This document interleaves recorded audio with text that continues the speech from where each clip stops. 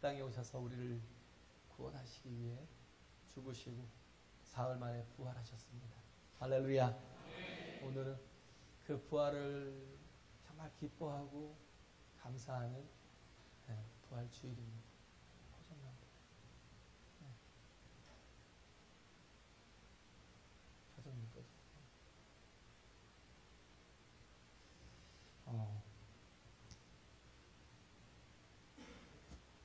예수님께서 이 땅에 오신 이유는요, 누가복음 19장 1절에서 보면 이렇게 쭉 10절까지 쭉 보면요, 예수께서 오신 이유는 10절에 나오죠. 인자에 온 것은 잃어버린 자를 찾아 구원하려 함이라.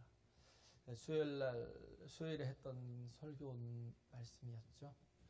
예수께서 이 땅에 오신 이유는 잃어버린 자를 찾아 구원하러 오셨어요. 할렐루야. 우리는 다 죄인이잖아요. 다 허물 많고 이 안에서도 서로 어떻게 보면 그래요. 같은 단 형제 자매인데도 불구하고 허물이 보이고 연약함이 보이고 또 어떤 때는 미워하기도 하고 막 그런 게 있어요. 네. 그런데 그게 뭐냐면 하나님께서 우리 주신 그 마음, 아버지의 마음을 좀 가지고 다시 한번 되짚어 보면 이것들이 내가 하나님 앞에 좀 이렇게 정정하고 수정해야 될 부분이 아닌가, 내가 먼저 변화되어야 될 부분이 아닌가, 내가 누군가를 판단하고 정죄하고 있다면 그건 뭐냐면 내가 지금 문제가 있는 거예요. 내가 여전히 죄를 짓고 있는 거예요. 근데 나는 그걸 몰라요. 나는 의인처럼 생각해. 나는 옳은 사람처럼 생각해. 내가 판단의 기준이야. 내가 얼마나 잘 살고 있는데 그렇게 생각하는 거예요. 근데 그러지 않아요. 그래서 정말 예수님께서 이 땅에 오신 것은 우리를 보실 때 그러잖아요. 우리는 다 예수님께서 우리를 위해 십자가 지실 때가 언제예요? 온전할 때? 나 때문에 너무 사랑스럽고 너무 이쁘고 너무 영광스럽고 너무 착하고 귀한 영혼들이 또 지옥 가는 게 너무 불쌍해서 그래서 예수님께서 십자가에서 죽으셨어요? 아니요. 우리가 연약할 때에, 우리가 죄인 되어서 육신의 정욕과 안목의 정욕과 이생의 자랑을 쫓고 내 이기심과 욕심을 통해서 남을 해하고 어렵게 하고 힘들게 하면서 나 혼자 잘 먹고 잘 살자고 형통하자고 그런 아주 못된 마음들이 있을 그런 죄인의 마음, 죄인의 때에 또 우리가 하나님과 철천지 원수가 되었던 그런 때에 하나님께서 그럼에도 불구하고 우리를 여전히 사랑하셔서 이 땅에 예수 그리스도를 보내셔서 나 대신 죽게 하셔서 길을 열어주신 거예요. 구원의 길을, 생명의 길을, 하나님께 나아갈 길을. 할렐루야. 그 피를, 그 보혈을 힘입어서 나아갈 수 있는 길을 열어주셨다라는 거예요. 그래서 예수님은 우리를 없는 자로 보는 게 아니에요. 우리가 남들을 대하듯이 저놈은 가치 없는 놈이야. 저놈은 쓰레기야. 저놈은 쓸모없는 놈이야. 예수님이 그렇게 보셨다면 우리는 절망이죠. 그렇죠? 그러면 우린 지옥이죠. 어차피 지옥이지만 소망이 없죠. 예수님은 우리를 그렇게 보신 게 아니라 잃어버린 자로 보셨어요. 잃어버린 자로 보셨다라는 건 뭐냐면 우린 하나님의 형상대로 지음받아 하나님의 자녀로 부르심을 입은 거예요. 지으심을 입은 거예요. 할렐루야. 그런데 우리의 죄로 말미암아, 우리의 또 하나님의 대적함으로 말미암아, 하나님께 대한 대적으로 말미암아 우리 하나님 앞에 죄인 되고 원수 되었던 존재였잖아요. 그런데도 불구하고 예수님은 우리를 잃어버린 자, 하나님의 잃어버린 아들로 보시는 거예요. 그래서 우리가 예수님께서 잃어버린 자를 보시고 어떻게 하신 것은 뭐예요? 찾아서 구원하신 거예요. To seek and to find. to save죠. 찾아서 구원하시려고 이 땅에 오셔서 예수님께서는 그 모든 사역을 다 이루셨는데 예수님이 하신 사역이 뭐였어요? 나를 위해서 십자가에 죽으시는 거. 할렐루야. 그래야 뭐예요? 내 모든 죄를 다 예수께서 담당하시고 이제는 어떻게 해요? 그의 의를, 그 구원의 의를, 생명의 의를, 예수께서 이루신 모든 의를 다 내게 전가시켜서 입혀주셔서 인비테이션 하셔서 그래서 어떻게 하시는 거예요? 오히려 이제는 내가 그리스도와 함께 십자가에 못 박혔나니 죽었다는 거예요. 그러지 이제는 내가 사는 것이 아니요 이제 내 안에 그리스도께서 사신 것이라. 할렐루야. 내 안에 뭐가 있어요? 그리스도의 생명이 있고 그리스도의 구원이 있고 그리스도의 능력이 있고 말씀이 있고 성령의 인재가 있다는 거예요. 할렐루야. 온갖 좋은 것을 다 주시려고 예수께서 십자가 지셨고 또한 우리에게 영원한 생명과 부활을 주시려고 당신이 부활하신 거잖아요. 네, 그래서 우리는 그걸 알아야 되는 거예요. 예수께서 이 땅에 오신 목적이 결국은 나의 목적이 되어야 된다는 걸. 우리가 해야 될 것도 뭐예요? 찾아서 구원하는 것. 우리가 다른 영혼들을 가치 없는 자, 없는 자로 보는 게 아니라요. 로스트로 보는 거예요. 잃어버린 자로 보는 거예요. 그래서 해야 될 건 to seek and to save. 찾아서 구원하는 일들을 우리가 해야 된다는 거죠. 그래서 우리가 어떻게 사람들을 대하느냐에 따라서 가치가 천차만별이죠. 가치 없는 자로 보면 우리는 그에게 조금 더 긍휼함이나 사랑으로 다가갈 수가 없어요. 너하고 나하고 무슨 상관인데. 네. 우리는 사랑한다라고 그러면 항상 뭐예요? 대상이 내 안에 있는 사람, 내 사람들. 내 사람들만 사랑해요. 나머지는 뭘로 봐요? 다 원수로 봐요. 나와 상관없는 자, 가치 없는 자. 네. 나와 상관 있는 사람에게만 은혜를 베풀어요. 나와 상관 있는 사람에게만 사랑을 베풀어요. 나와 상관 있는 사람에게만 복음을 전해요. 그렇지 않으면 아무것도 화려하지 않아요. 그래서 우리가 정말 이게 하늘과 땅 차이라는 거예요. 원래 같이 있던 우리를 하나님께서 다시 회복시키려고 이 모든 일들을 하셨잖아요. 그렇기 때문에 우리가 봐야 될 것이 뭐냐면 아버지의 마음. 그죠? 누가복음 15장에 나와 있는 게 그거잖아요. 세 가지 예화가 나오잖아요. 예수님께서 뭘 보라는 거예요?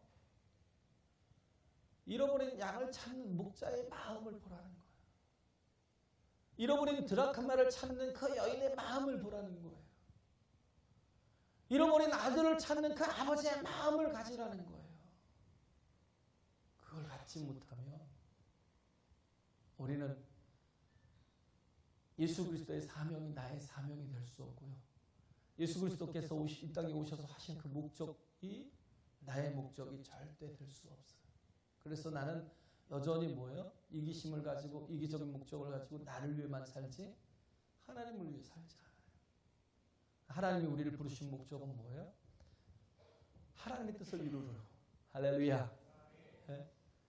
그래서 다윗 같은 사람은 어떻게 해요? 하나님의 마음에 합한 사람이라는 거예요. 근데 사도행전 13장 36절에 보면 다윗은요, David had served God's purpose. 다윗은 하나님의 목적을 위해서 섬겼다는 거예요. 그렇게 섬기다 죽었대요. 그래 하나님이 어떻게 해요? 나의 마음에 합한 자라고 말하는 거예요. 우리가 해야 될 게 뭐예요? 내가 내 뜻, 내 목적 가지고 사는 게 아니라 우리 적어도 성도는 하나님의 뜻, 하나님의 목적을 알고 그 목적대로 살아가는 게 하나님의 자녀들이 해야 될 거예요. 할렐루야. 네. 그래서 뭘로 봐요? 사람들을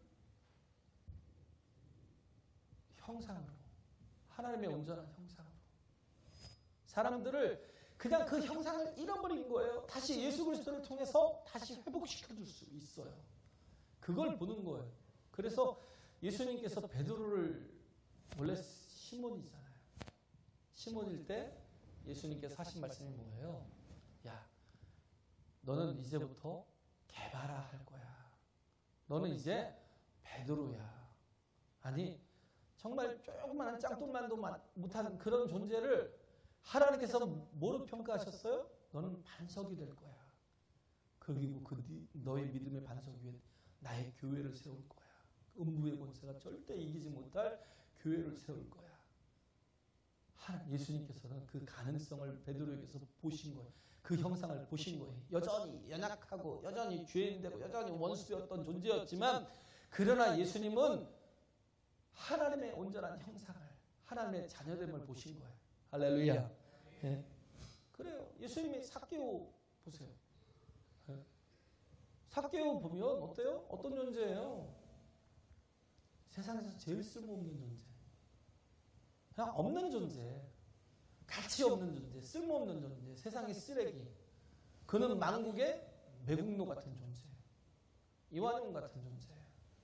세리의 그냥 세리가 아니라 세리장이었어요. 모든 사람들이 세리와 창기를 같이 여기고요. 같이 보고요. 또 뭐예요? 가치 없게 여기니까 어떤 사건의 증인이 되었어도 뭘 보고 목격을 했어도 그는 증인의 수에 들어갈 수가 없어요.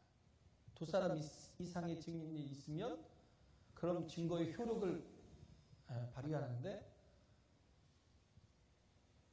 삭개오는 그런 인간 취급을 받지 못했어요. 그런데도 불구하고 예수님은 여리고에 들어오시자마자 찾으신 게 삭개오였어요. 삭개오야 내려오라. 내가 오늘 너희 집에 유하여야만 하겠다. I must stay your home, at your home. 내가 너희 집에 반드시 머물러야 된대. must를 썼어요. must. I must stay at your home. 예?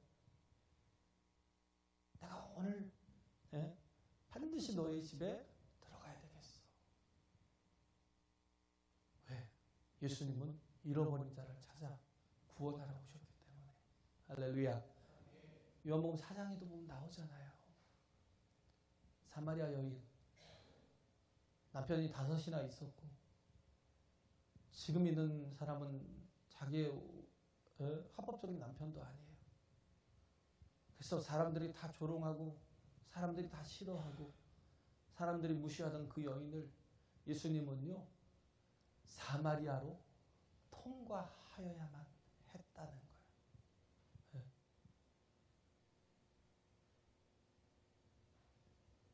예수님은 지나가셔야만 했어요. 거기서도 must를 썼어요. 반드시 지나가셔야만 했어요. 왜? 그 여인을 만나야 됐기 때문에. 사람들이 다 가치 없는 존재라고 여긴 그 여인을 예수님은 어떻게 해요? 잃어버린 자를 보고 찾아서 구원하기 위해서.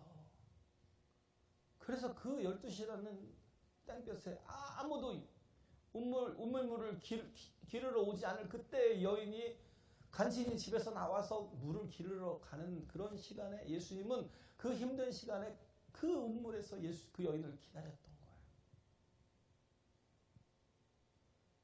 우리가 해야 될 게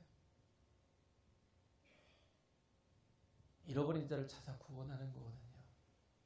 근데 우리가 자꾸 판단하고 정죄하고 우리가 자꾸 모든 것을 이렇게 그 죄의 잣대로 계속 보고 있으면 우리는 절대 그에게서 뭘 보지 못해요? 하나님의 영광의 찬란함을 보지 못해요. 하나님의 형상의 찬란함, 영광을 얘기할 때 항상 얘기하는 게 찬란함을 저기 하는 찬양들이 되게 많은데요. 찬란함을 쓰는 찬양이 되게 많아요. 근데 어떤 때 쓰냐면 하나님의 영광이 임할 때. 예수님은 이미 그 영혼들을 통해서 그 영광의 찬란함을 본 거예요. 할렐루야. 그러니까 베드로가 변화되고 삭개오가 순식간에 변화되잖아요.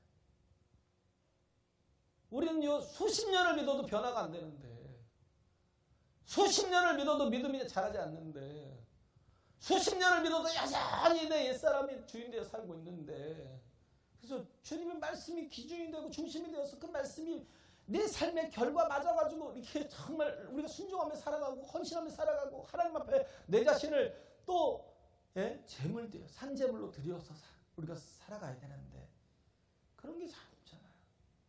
내 뜻대로만 살고 내 계획대로만 내 플랜대로만 뭔가 이렇게 교회에서 좀 이거 하실 수 있는 시간이 좀 있으세요? 하고 물어봐요. 글쎄요, 제가 제 시간들을 좀 보고 뺄 수 있나 보고요. 우리는 다 그 정도밖에 안 돼요. 예? 정말 충성한다고 해도 그 정도밖에 안 된다니까. 이날은 바빠서 안 돼요. 예? 이날은 중요한 약속이 있어서 안 돼요. 하나님의 주신 사명이 프라이어리티가 되는, 우선순위가 돼야 되는데 그게 항상 뒷전에 있어요. 내일이 우선이고, 내 뜻이 우선이고, 내 사업이 우선이고. 여기 지금 이 사건이 지금 계속 3장에서 이어진 게 4장으로 왔잖아요. 이게 뭐예요? 안진뱅이, 날 때부터 안진뱅이 되었던 40년 동안 한 번도 걷지 못했던, 날 때부터 안진뱅이 되었던 사람들은 그를 가치 없게 여긴 거예요. 그런데 하나님의 영이 함께 하시니까 어떻게 했어요? 베드로의 눈에는 그 사람이 잃어버린 자였구나라는 게 보인 거예요. 할렐루야. 잃어버린 자라고 정말 여겨진 거예요. 그러니까 그를 살려내죠. 그죠? 나머지 다 뮤트 좀 시켜줄래요? 네. 그러니 그에게 뭘 줬어요? 정말 우리에게 가장 필요한 능력은 뭐냐면 예수 그리스도의 이름이에요. 할렐루야. 너희가 내 이름으로 무엇이든지 구하라는 거예요. 그럼 내가 응답하겠고 일하겠다는 거예요. 할렐루야. 우리에게 가장 능력 있는 것은요, 예수 그리스도의 이름이에요. 그래 베드로가 사용하잖아요. 그 이름을 사용해서 구하잖아요. 내가 음도 없고 금도 없지만 내게 있는 것으로 너에게 주노니 곧 나사렛 예수의 이름으로 일어나 걸어라. 할렐루야. 그래서 얘기하잖아요. 지금 이게 제사장들 무리들이요, 이 사독의 무리들이, 사독이 누구라고 그랬어요?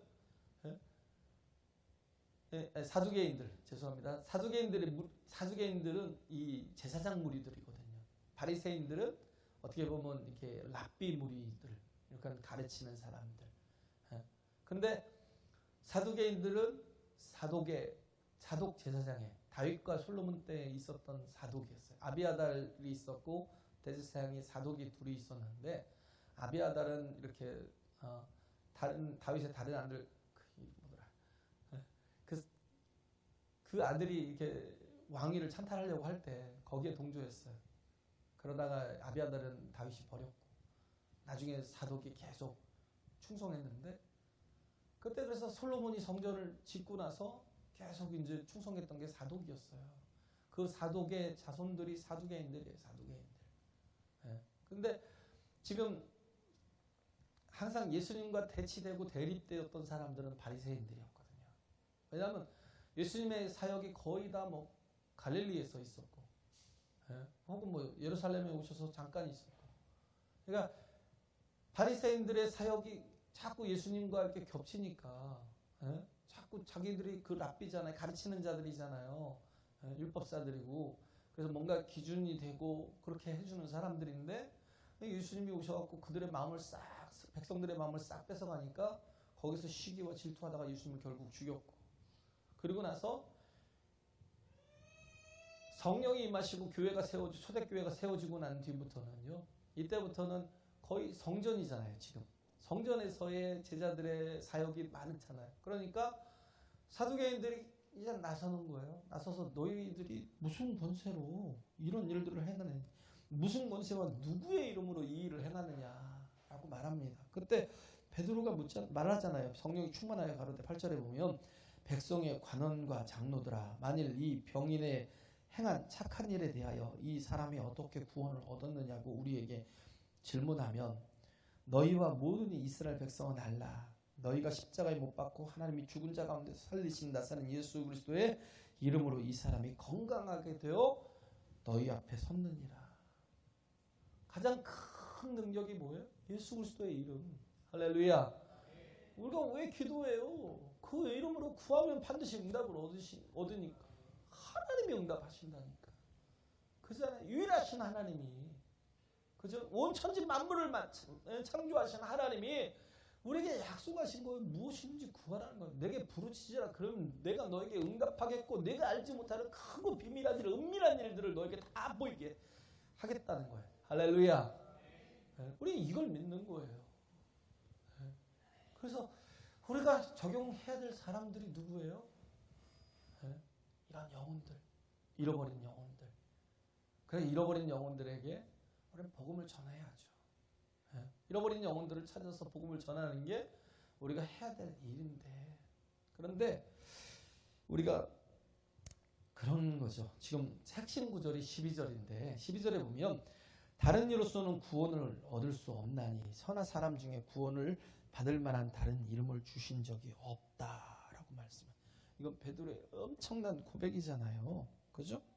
네? 근데 이 말씀이 뭐예요? 사실적 고백, 아니 사실적 언어예요? 고백적 언어예요? 네?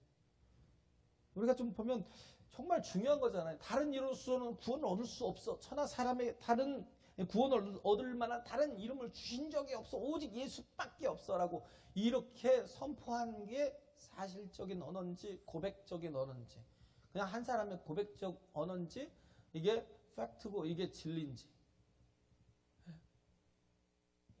그죠? 이게 되게 큰 문제거든요. 그냥 고백적 언어예요. 그냥 내 주관일 수 있다고요. 내 견해일 수 있다고요. 예를 들어서 하은이가 우리 교회에서 제일 예뻐. 이건 뭐예요? 사실적 언어예요? 고백적 언어예요? 네? 이건 비교적인 거니까 고백적인 언어라고 봐야죠. 이걸 사실적인 언어로 볼 수는 없잖아요. 여기서 다 내가 제일 예쁜데 속으로 그럴 텐데, 그죠? 속으로 그럴 거 아니에요. 내가 제일 예쁜데 하은이가 더 예쁘다고? 나는 동의 못해 막 이런 분도 있을 거 아니에요. 내 새끼가 또 제일 예뻐 뭐 이럴 수도 있잖아요. 이게 12절에 보면 그런 말씀이거든요. 하은이보다 더 예쁜 아이가 없나니 교회에 하은이보다 더 예쁜 아이를 주신 일이 없음이니라. 이게 사실적 언어예요? 고백적 언어예요? 그냥 고백적 언어죠. 그죠? 그래서 이게 예수님에 대한 고백이 팩트고 트루스가 아니면 진리가 아니면 문제가 생기는 거예요. 이 문제에 대해서.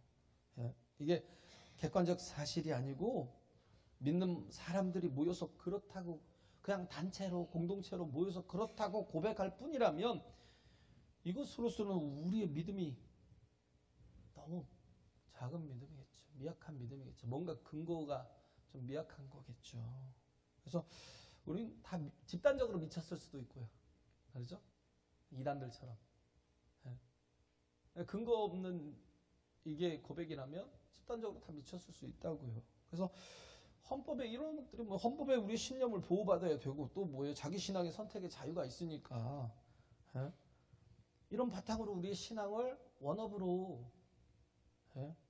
이야기한다면 그건 구원받는 신앙은 아니에요. 그래서 이 12절에 있는 말씀을 우리가 정말 말이라고만 인정해서는 안 될 것이 뭐냐면 말로 고백하는 것으로 신앙의 기반을 삼기가 너무 이렇게 미약하다라는 거예요. 무슨 말이냐면요. 좀 어렵죠? 커뮤니케이션 이론에 보면 말만 있는 게 아니고요. 우리는 그런 분들이 보이잖아요. 저기 서울에 가면 지하철역 같은 데 보면 그냥 저 개인적으로는 진짜 싫어요. 너무 싫어요. 너무 싫은 게 뭐냐면 그냥 이렇게 반감을 준다고요. 전도를 본인은 하는 거니까, 하나님 앞에 공로를 쌓겠다고 하는 거니까 뭐 하나님이 인정하시는 거겠지만 저도 엄청 전도하러 다녔거든요. 진짜 그냥 모든 달을 서울을 다 휘짓고 전도하러 다녔어요. 한 2시간씩 매일같이. 근데 제가 보는 견해로는 그게 참 굉장히 사람들에게 반감을 주겠다. 물론 이제 최건동 목사님이신가요? 그분이 만들었던 그 구원대 예수천당 불신지역, 예수천당 불신지역, 예수천당 불신지역 이러고 다녀요. 근데 말만 가지고 이게 사람들에게 이게 그 말이 마음에 이렇게 들어갈 수가 있느냐라는 거예요. 그걸 받아들일 수가 있느냐라는 거예요. 그러기에는 너무 조금 무리할 수도 있다라는 거. 그래서 필요한 게 뭐냐면 온유함과 겸손함이 필요한 거예요. 할렐루야. 그래서 필요한 거예요. 우리가 전도할 때는 항상 그게 필요해요. 그냥 나는 진리를 전한다고 안 받아? 내가 이렇게 진리를 전하는데 안 받으면 너 지옥 가. 뭐 이런 식으로 해버리면 이건 진짜 방법상의 문제가 되게 큰 거예요. 정말 해야 될 건 뭐냐면 온유함과 겸손함이 필요한 거예요. 그래서 말로만 이 모든 것들이 설득이 되느냐? 커뮤니케이션이 가능하냐? 그렇지 않다는 거예요. 말은요. 인간의 말은 7%밖에 안 돼. 7%. 100%를 잡을 때, 100%를 잡을 때 7%밖에 그 어떤 효과적인 게 커뮤니케이션적인 효과가 그거밖에 안 돼요. 근데 말보다 더 이렇게 효과적인 것들이 뭐냐면 반언어가 있고 비언어가 있어요. 반언어라는 건 뭐냐면 반쪽이 help죠, help. 반언어라는 건 이건 분명히 말인데 억양이나 어조나 이런 이 어떤 톤 이런 것들을 통해서 혹은 뭐 어떤 장단 이런 것들을 통해서 의미가 명확해지거나 달라질 수 있어요. 예를 들어서 아기가 태어났는데 너무 이뻐요. 너무 이쁘니까 아이고 그놈 참 잘났다. 그럴 수 있잖아요. 그럼 참 잘났다는 거예요. 정말 이쁘다는 거잖아요. 근데 누가 저한테 잘났어 정말 그러면 뭐 조롱이죠, 조롱. 그죠? 네. 참 잘났어? 이건 조롱이에요. 너 잘났다라는 거예요.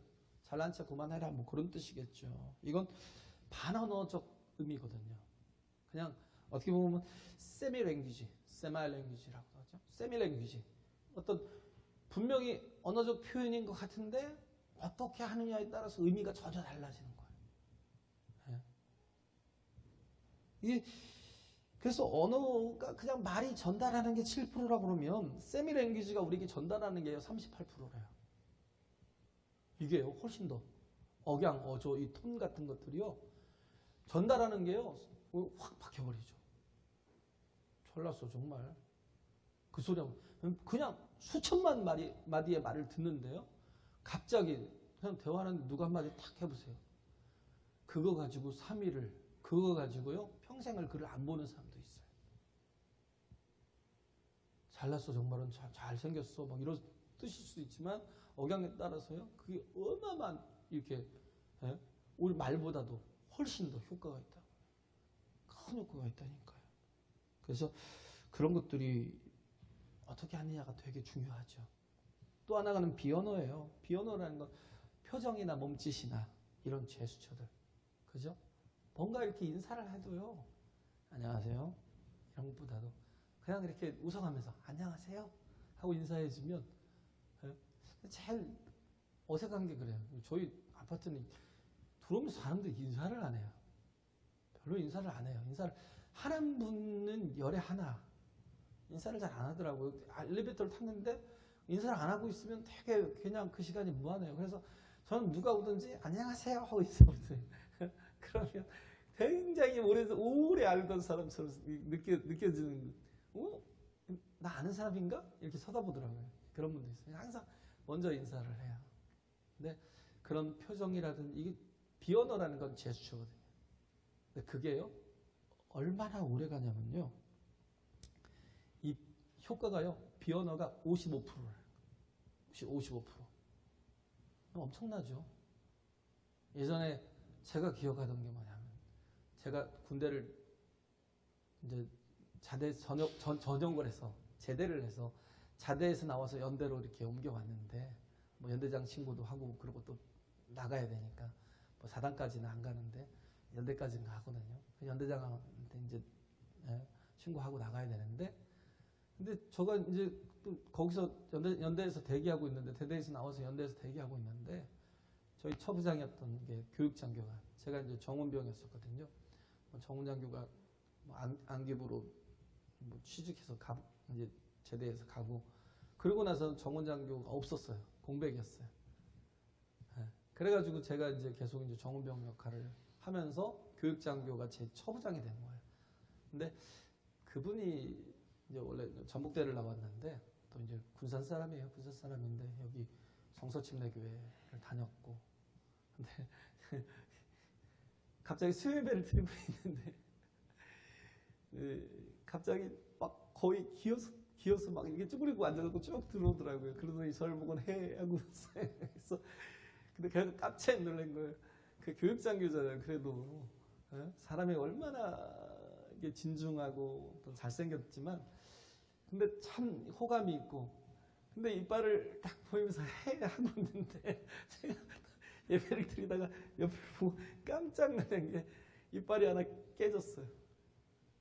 이빨 보여주려고. 그래갖고 5천짜리세요.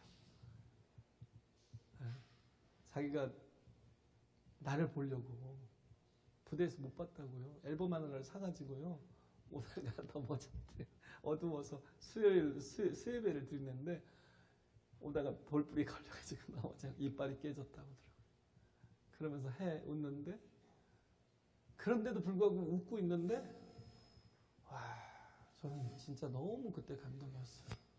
그 제스처가요, 저한테는 평생 잊혀지질 않아요. 이렇게 정말 고마운 분이. 저한테 그러더라고요.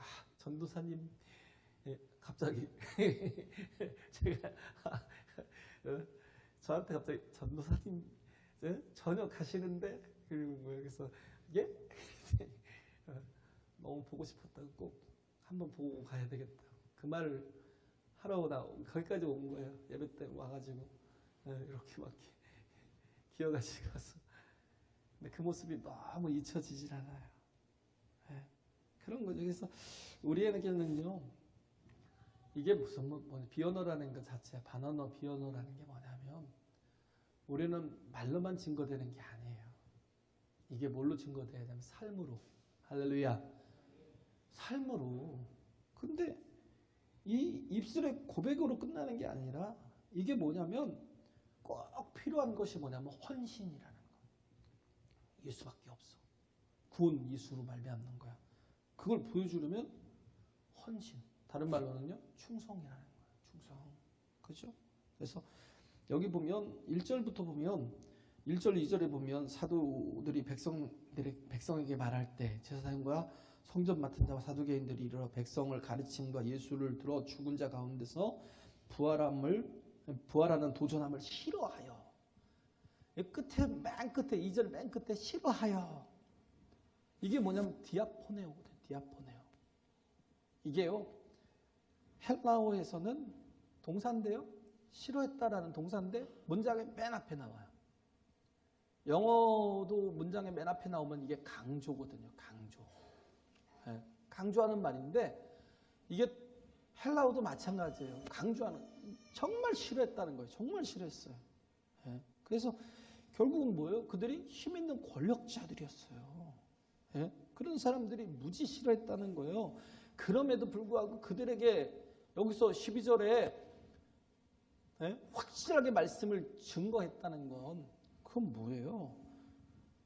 그들이 압박하는 그 무엇보다도 더 강한 것이 있다는 거예요. 그죠? 그래서 우리가 무슨 행동을 할 때 제일 큰 동의는 자기 자신이잖아요. 이걸 뭐라고요? 이익, 자기 이익. 그래서 이익이 되면 하고 이익이 안 되면 안 해요. 근데 어떻게 보면 인간의 헌신이 100%라고 말할 수 없고, 저도 그러잖아요. 제가 이렇게 정말 주를 위해서 일을 하고 하는 게 뭐예요? 우리 교회니까 하죠. 남의 교회면 좀 덜 하겠지만, 그죠? 그런 게 있지만, 근데 적어도 이 정도의 핍박과 압력 속에서 이렇게, 그럼에도 불구하고 이렇게 담대하게 복음을 증거할 수 있었다는 것은 뭐냐면 그들을 베드로의 헌신으로 봐도 돼요. 할렐루야. 그런 헌신이 있었던 거예요. 말만 한 것이 아니라 뭐예요? 자기 이익과 반하는 헌신이 있었다는 거죠. 예수님 외에 다른 구원이 없다라고 말하는 거. 이익과 맞을 때는 이야기하기가 편하겠지만 뭔가 막 불이익을 당하는 순간에는 또 사람들이 깨갱할 때가 있거든요. 그냥 도망칠 때가 있어요. 그게 가짜죠, 가짜. 우리는 그거거든요. 우리가 정말 하나님의 말씀을, 복음을 증거할 때 있어서 우리 자신이 뭔가 나한테 도움이 된다 싶으면 하고, 안 하면 도망가고. 예. 그냥 그래요. 그러면 가짜예요, 신앙이. 그래서 우리의 이 고백은 헌신과 일치가 돼야 돼요. 할렐루야. 예. 17세기에 터키에 이단이 하나 있었대요. 예. 사바타이 제비라는 말처럼 제비같이 그렇게 혼음을 하고요. 또 이렇게 뭐 옷을 벗고 막 뛰어다니고 그러니까 그의 추종자들이 또 많았을 거 아니에요. 근데 이때 17세기니까 이슬람 사회였잖아요. 그래서 이슬람 지도자들이 잡았어요. 잡아가지고 종교 지도자들이 그를 잡아서 그런 거예요. 너 고문당하다 맞아 죽을래? 아니면 이슬람으로 개종할래? 그랬더니 가만히 생각하더니 빠져 죽기 싫으니까 이슬람으로 개종했다. 이게 뭐예요? 그 가짜라는 거예요. 많은 사람들이 추종을 하고 뭐하고 했어도요. 그게 자기 이익 때문에 했던 거지 가짜라는 거예요. 우리는 하나님의 복음을 전하는 우리는요. 항상 모든 게 다 우리는 나그네잖아요. 항상 우리는 나그네 의식이 있기 때문에 뭐가 있냐면요. 이 약간 두려움들이 있죠. 아, 내가 이런 복음을 전하고 이게 하다 보면 내 이익에 반하게 되고 또 내게 신변의 위협이 느껴지지 않을까라는 생각이. 그렇게 되면 또 말을 안 해요. 이게 얼마나 큰 진리예요. 복음 베드로가 이게 하나님께서 다른 이름을 주신 적이 없다라고 얘기하는 건 이거 엄청난 진리잖아요. 근데 이걸 가지고 어떻게 해요? 죽을 각오를 하고 전하는 거예요. 근데 두렵다고 요즘엔 뭐야? 뭔가 물어보면 제대로 안 하는. 조엘 오스틴이 레리킹인가요? 뭐 있었잖아요. 그 레리킹 쇼, 그 토크쇼에 보면 나왔을 때 조금 문제됐던 게 이것 때문에 문제가 됐었어요. 오직 예수만이 구원이시냐? 다른 종교는 구원이 없냐? 계속 묻는데 말을 못하는 거예요. 얼버무리고. 그래서 그 사람을 보면 저 사람은 왜 그러겠어요? 어마어마한 사람들이 그를 따르잖아요. 근데 굉장히 좀 약간 신념적인 것들이 많이 섞이고요. 굉장히 이게 좀 그래요. 좀. 근데 거기서 확실하게 사람들이 이렇게 인식을 한 거야. 아, 저 사람 문제가 있구나. 천주교 같은 경우는 이제는 완전히 종교 다원주의로 옮겨갔어요. 여기도 구원이고 저기도 구원이고. 그러니까 기독교는 너무 세잖아요. 굉장히 강해요. 어조가 강해요.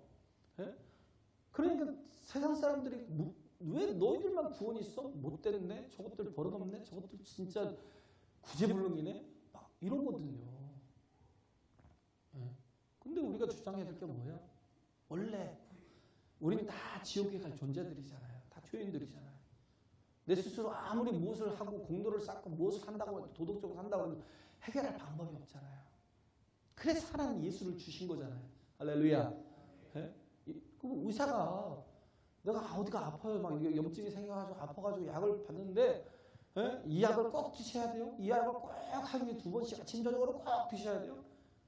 그런다고 해서 그 사람을 독선적인 사람으로 뭐라고 할 사람이 있어요? 없는 것처럼. 왜? 그래야 나으니까.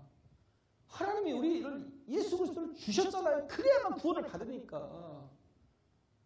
그게 사람들이 보기에는 세상 사람들이 보기에는 뭐예요? 이상한 놈들이지. 왜 지들만 구원 있어?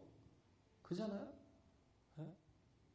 그래서 더 핍박을 할 수가 있는데 그렇기 때문에 우리는 이 강한 어조로 이 복음을 전하기 위해서는 뭐가 필요하냐면 온유함과 겸손함이 필요하다니까요. 예수님처럼. 예수님이 어떤 분이에요? 온유하고 겸손한 분. 할렐루야. 나는 마음이 온유하고 겸손한 내게 와서 배우라는 거예요. 그래서 예수님께서는 하나님이심에도 불구하고 인간의 육신을 입고 오셔서 어떻게 해요? 죽기까지 낮아지셨잖아요. 십자가에 죽기까지. 우리가 해야 될 것이 뭐예요? 그 겸손함이 있어야 이 복음이 온전히 땅끝까지 증거될 수 있고요. 사람들이 변화될 수 있다고요. 할렐루야. 제가 얘기했잖아요. 뉴욕에 가면 뭐가 있어요? 죄송합니다. 시간이 가도 조금만 더 할게요. 뉴욕에 가면요. 정말 저도 살아보니까 정말 더러워요. 너무 더럽고 지하철 가면 너무 더럽고요. 막 벽에다 뭘 그렇게 막 글씨를 쓰고 막 요단스럽게 써도 막 왜 이렇게 더럽고 바닥에는 막 휴지 떨어져 있고 뉴저지 건너편에 가서 저쪽 밑에 남쪽에 이렇게 여신상이 자유여신상 있는 쪽에 그쪽에서 봐서 사진을 찍으면 진짜 멋있게 나와요. 안에 들어가 보세요. 정말 더러워요. 질서도 없어요. 그런데도 불구하고 전 세계 가장 유명한 사람들이 다 모여요. 예? 모든 사람들이요 다 모인다니까요. 거기에 막 어마어마하게 뭐 가장 유명한 것들은 거기에 다 있어요. 왜 모이냐면 거기에 뭐가 있으니까 끝판왕이 있으니까.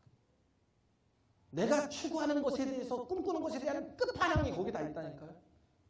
성장의 끝이 거기 다 있어요. 예? 제일 유명한 메트로폴리탄 뮤지엄이 거기 있고요. 양키즈가 거기 있고요. 예? 뭐요? 브로드웨이가 거기 있고요. 거기에 세계를 증권을 움직이는 증권가가 거기 있고요. 어마어마한 것이 다 거기 있어요. 그러니까 어떻게 해요? 거기를 가면 그걸 봐요. 그걸 봐요. 정말 성장의 끝판을 봐요. 우리가 적어도 이 지구촌교회가 보여줄 게 뭐예요? 신앙의 끝판을 보여주라고. 할렐루야. 온전한 모습을 보여주라고. 네? 그래서 어떤 사람이든 이 교회 오면 야 신앙의 온전한 모습들이 막 헌신하는 모습들이 막 사랑하는 모습들이 여기 다 있어. 그러면 몰려오게 되어 있어요. 할렐루야. 그걸 뭐라고 해요? 찬란하다고요. 하나님의 영광을 보여주는 거라고요. 이렇게 우리 자신이 정말 베드로처럼 우리의 전하는 복음이 많은 영혼들이 받아들일 수 있는 복음이 되도록 우리 자신이 그렇게 정말 이 말로만이 아니라 반언어 비언어를 쓰면서 우리 모든 삶을 다 보여줄 수 있는 우리가 전하는 것과 반대적인 삶을 그만 살자고요. 정말 내가 이 얘기 될 때만 뭔가 좀 하는 것처럼 하고 얘기 안 될 때는 막 난 시당 없는 놈이야 막 이런 식으로 막 살지 말라고요. 끝판을 보이자고 성장의 끝판을 그렇게 쓰임받는 저와 여러분 되시길 간절히 바랍니다. 할렐루야. 예, 우리